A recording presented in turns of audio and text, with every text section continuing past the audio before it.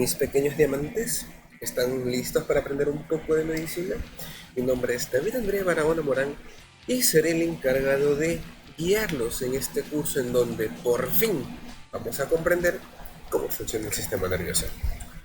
Entonces, tenemos que nuestra primera clase va a ser sobre la introducción a la neuroanatomía, pero para poder entender y para poder hablar de neuroanatomía necesitamos comprender qué es el sistema nervioso y para qué sirve.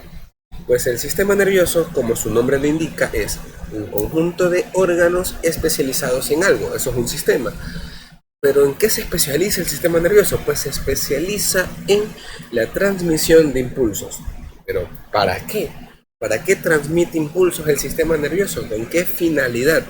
Pues bien, el sistema nervioso se especializa en transmitir impulsos debido a que relaciona el medio interno con el medio externo. Es decir, responde frente a un estímulo. Este estímulo puede venir de fuera como puede venir de nuestro propio cuerpo. Y al hacerlo, regula de esa manera todas las actividades de los órganos. Tenemos aquí un cerebrito y los órganos. Entonces, dependiendo de las necesidades de cada aparato, de cada sistema, el sistema nervioso va a dar una respuesta hacia ellos. Entonces, cada sistema genera un estímulo que el sistema nervioso lo interpreta y da una respuesta, generando, por ejemplo, la regulación de la frecuencia cardíaca, la presión arterial, el volumen urinario, la secreción de bilis, la excreción de orina, los movimientos peristálticos, la frecuencia respiratoria, ¿no? Etcétera. ¿Y a qué me refiero con que también responde a los estímulos externos? Pues bien, supongamos que ustedes van caminando por la calle y de pronto ven en la esquina a un tipo ahí con la camiseta del ídolo, y que les quiere robar. Le dice, bueno, dime la hora, flaco. Chicas, ya sabes que te van a robar, ¿no? Entonces, ¿tú qué haces? Das media vuelta y corres. Esa es tu respuesta. Tienes un estímulo externo que dice peligro, entonces tu respuesta es de huida o de lucha. Perfecto. ¿Y cómo está conformado? Pues está conformado por un eje central que llamamos sistema nervioso central y ramificaciones periféricas, que es el sistema nervioso periférico. Perfecto. ¿Cómo funciona? Pues lo acabo de mencionar. El sistema nervioso técnicamente sirve para responder estímulos. Entonces tienes un estímulo, el sistema nervioso lo interpreta y luego le da una respuesta. Pero ¿cómo lo interpreta? Pues el estímulo estimula, valga la redundancia, a un receptor. Entonces tenemos que el receptor interpreta ese estímulo y lo envía hacia el sistema nervioso central por una neurona, por un cablecito que es una neurona. A esta vía, como va hacia un centro integrador, que en este caso es el sistema nervioso central, lo vamos a llamar aferente. Todo lo que se dirige hacia el centro o hacia un centro integrador es aferente. Entonces va por una neurona aferente y llega a un centro integrador, un centro coordinador. Este centro cumple dos funciones. La primera es dar una respuesta. La respuesta va por otro cable, por otra neurona. A esta cable le vamos a llamar eferente, que es la que da la respuesta de este centro. Y esta llega a un efector, el cual va a generar la respuesta al estímulo, ¿verdad? Entonces, ese es el funcionamiento básico del sistema nervioso. Pero David, me dijiste que el centro integrador, el centro coordinador, tiene dos respuestas y solo me mencionaste una. Sí, yo voy a mencionarte la otra con un ejemplo práctico. Digamos que vas caminando tranquilamente, que está lesionando la piel, es interpretado por los receptores que se encuentran en la piel y viajan hacia la médula espinal por una vía aferente. En la médula espinal está el centro integrador, el centro coordinador, el cual va a dar una respuesta, que es la de retirar el miembro del objeto que está causando la lesión.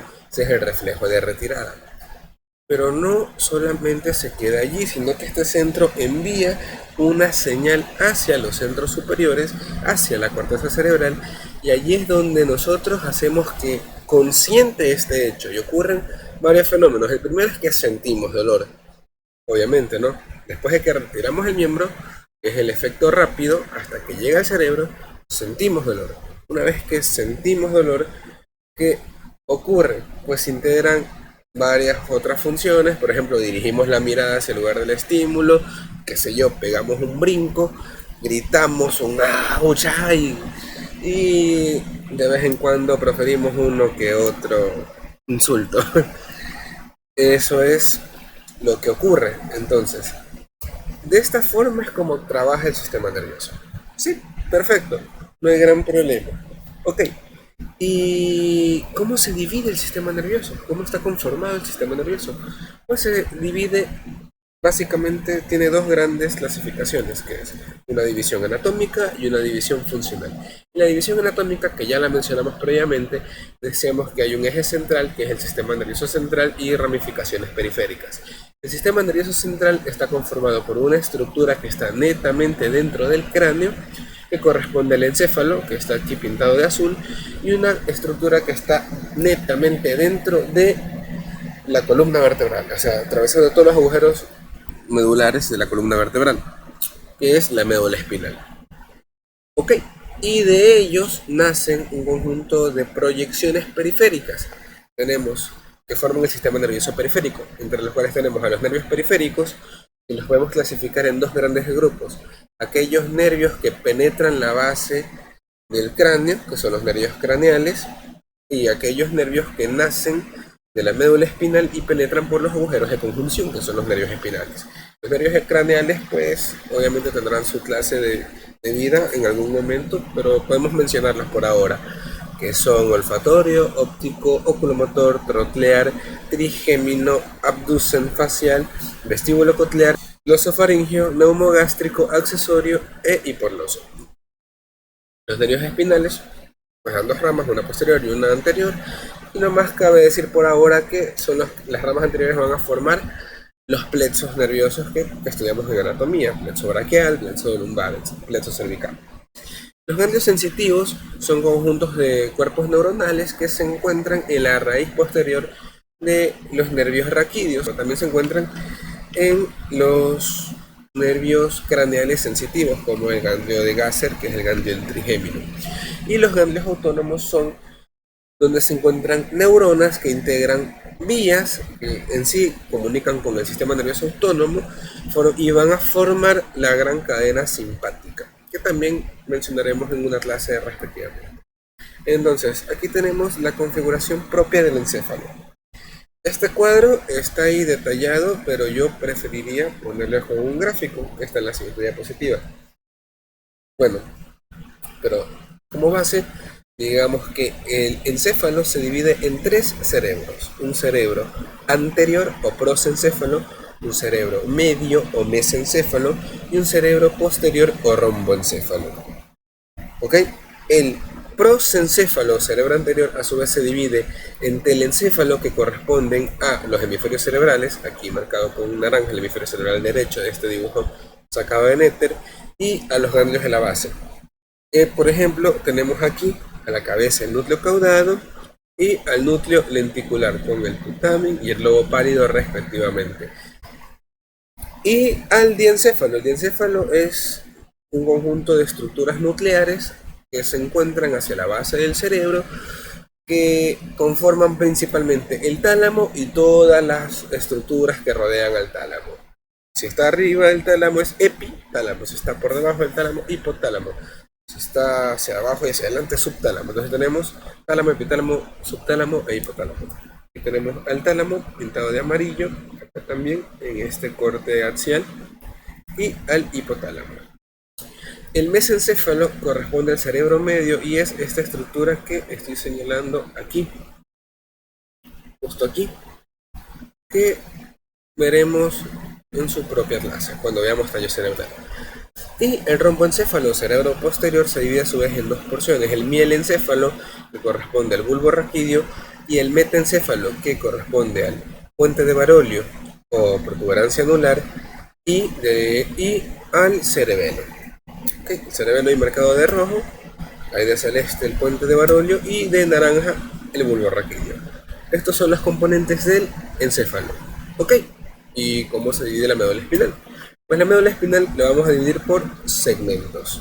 Es un tubo de conexiones neurales, el cual vamos a dividirlo por segmentos relacionados en un principio con las vértebras en el embrión, pero con respecto va creciendo, la médula queda más corta que la columna vertebral y estos segmentos medulares ya no corresponden 100% a las vértebras, sino más bien a su distribución, pero eso lo veremos mucho más adelante cuando veamos médula espinal. Pero tenemos aquí los segmentos cervicales, que son 8, 12 segmentos torácicos, 5 segmentos lumbares y sacros, y uno coccygeal que se encuentra en el mero cono medular, toda la mera punta inferior de la médula espinal. Y así es como se conforma el sistema nervioso. Ahora aquí tenemos la clasificación fisiológica, es decir, la funcional. Funcionalmente el sistema nervioso lo podemos dividir como sistema nervioso somático y autónomo. El sistema nervioso somático es aquel que pudiéramos decir que son todas las funciones del sistema nervioso que nosotros podemos realizar de manera consciente. Los sistemas motores, los sistemas de equilibrio, los sistemas sensitivos son parte del sistema nervioso somático. Y el sistema nervioso autónomo es todo lo que nosotros no podemos hacer de manera consciente y que tiene que autorregularse de forma propia. Por eso es el nombre de autónomo. El sistema nervioso autónomo se divide en sistema nervioso simpático, que es llamado así porque actúa en simpatía con las emociones, y el sistema nervioso parasimpático.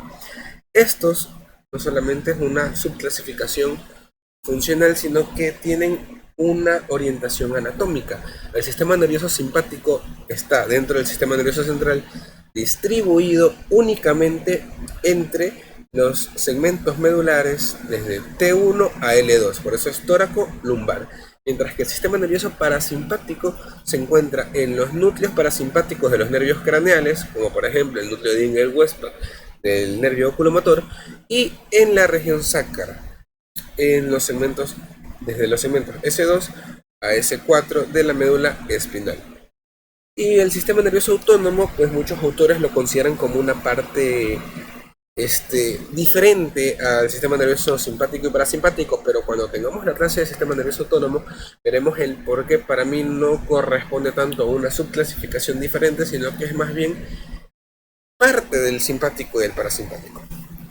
Y bueno, chicos, me olvidaba, aquí está, para acabar, una imagen en donde vemos a grosso modo la distribución del sistema nervioso simpático y parasimpático, más o menos sus funciones.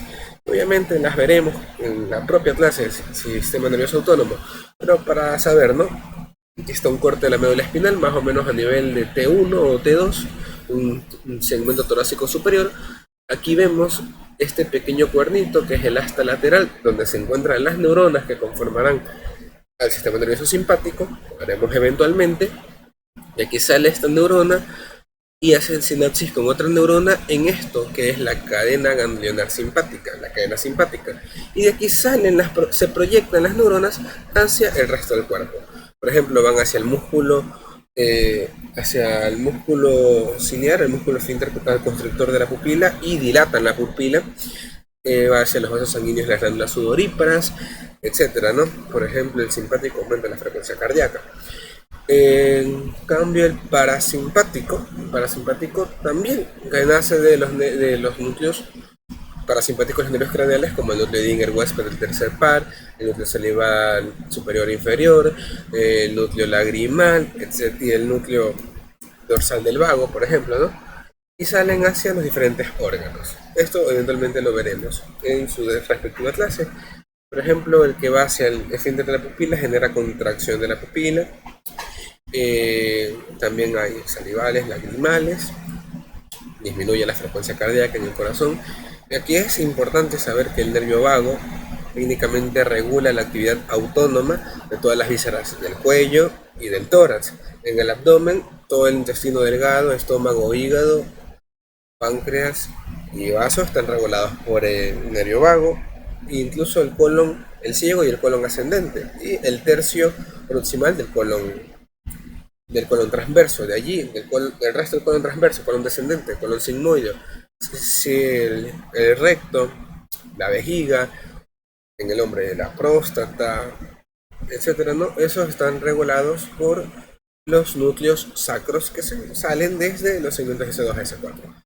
Y bien chicos, esa sería nuestra primera clase de introducción sobre el sistema nervioso.